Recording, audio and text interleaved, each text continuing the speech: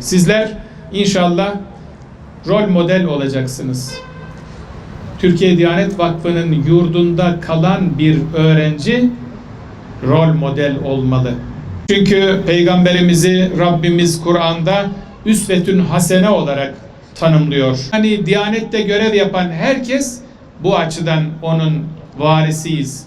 Dolayısıyla onun ümmetinin meslekler grupları kendisini Peygamberimize varis saymalılar, sayabilirler. Sizler de öğrenciler olarak Efendimiz Aleyhisselatü Vesselam'ın ilim kadın erkek herkese farzdır ifadesinin, hadisi şerifinin bağlamında kendinizi ona varis sayacaksınız. Onun ilmi yönüne varis sayacaksınız ve iyi yetiştirmeye gayret edeceksiniz. Arkadaşlarınıza örnek olacaksınız. Öğrendiklerinizi onlarla paylaşacaksınız. Sadece mutluluk paylaşmakla çoğalmaz. İlim de paylaşmakla çoğalır. Kul hel yestevillezine ya'lemune vellezine la ya'lemun. De ki hiç bilenlerle bilmeyenler bir olur mu? Rabbimiz öyle buyuruyor. Elbette olmaz. Siz bilenler safında yer alacaksınız ve bilmeyenlere bildiklerinizi öğreteceksiniz.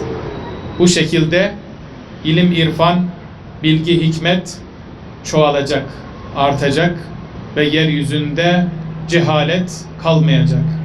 Cehalet kötülüklerin anasıdır. Cehalet ortadan kalktığı zaman kötülükler de ortadan kalkar. Sizler de bunun için birer örnek şahsiyet olacaksınız. Kızlarımıza, kadınlarımıza, yarının annelerine iyi annelik nasıl olur, iyi çocuk nasıl yetiştirilir bunu anlatacaksınız. Bunun dersini vereceksiniz. Ama nerede öğreneceksiniz bunları? İşte burada, bu yurtta. Bu işe destek olan arkadaşların hepsine tek tek teşekkür ederim. Size de saygılarımı sunuyorum.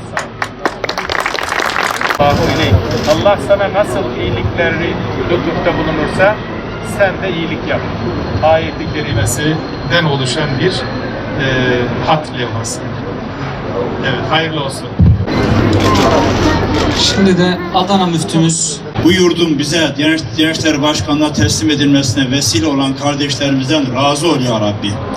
Bu yurdumuzda senin dinini, Kur'an'ını okuyan bir nesil yetiştirmeyi bizlere nasip eyle ya Rabbi. Dindar bir nesil yetiştirmeyi bizlere nasip eyle ya Rabbi.